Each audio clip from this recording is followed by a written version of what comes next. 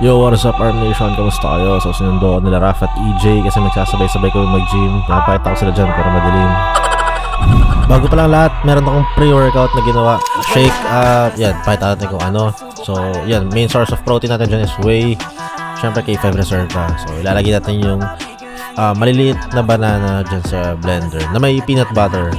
2 scoops ng peanut butter. So yan, salted caramel yung flavor ng whey natin. Syempre, brand natin is K5 Reserva. Alright. So makikita nyo may mga peanut butter din na nakakalat. So syempre dahil pre-workout, kailangan ng caffeine. So yan, kape. Yan, hindi tayo sponsored ng kape na yan, pero pinakita na natin. So hahaluin natin siya sa blender, pero wala pang yelo yan guys ha. So kasi pag nilagyan natin agad ng yelo, medyo mahirap siyang mahalo eh. Lalo magdidikit-dikit. So hinalo muna natin. At saka natin siya nilagyan ng mga ice. Yung durog na ice na. And then yun, i-blender din natin ulit yan. Alright, approve. So first time ko din talaga siya gawin. Pinag-halo-halo, walang siyang tansya kung ano yung lasa eh. Pero yan. Yun, overall masarap naman. So yun. Okay, so ilang sandali lang nasa gym na kami. So dala-dala ni Raf yung mga pinag-shoppingan niya kay Ricky. Yung nakaraang vlog, hindi para papanood. Binili niya yung mga handles na yun. Yan, kasama na natin si EJ dito. Meron silang tropa, pinapakilala. Nakalimutan ko yung name. So yun, sa kalagitnaan ng workout namin, ang trip kami ni Raf na magpabigatan ng cupping. So yan, ako pala yung trip. So hinamo ko si Raf dito na magpabigata kami ng cupping. So 100 kg. Yan, marami yan sa 100. Okay, so tingnan natin kung ilang magagawa ko. 1, 2, 3, 4, 5, 6, 7, 8, 9, 10, 11, 12, 13, 14, 15, 16, 17, 18, 19, and 20. Okay, so mga mahirapan sa Raf dito. Okay, so naman, tingnan natin.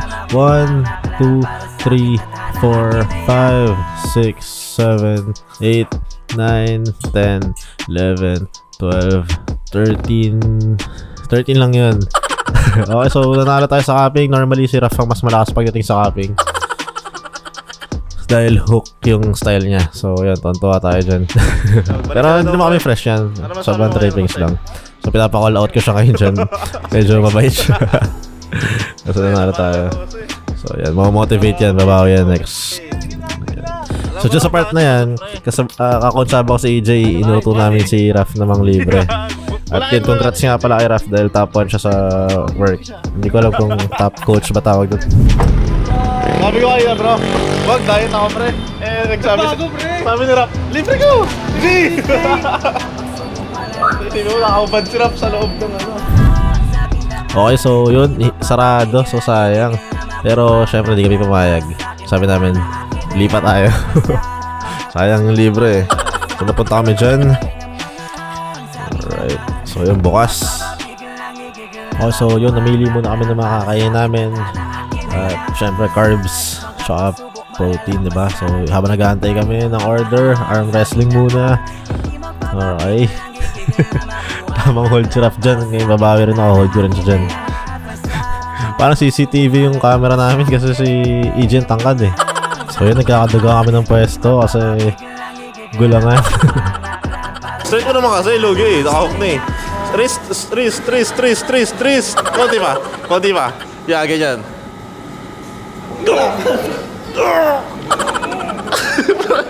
Saan ka pumunta, pre?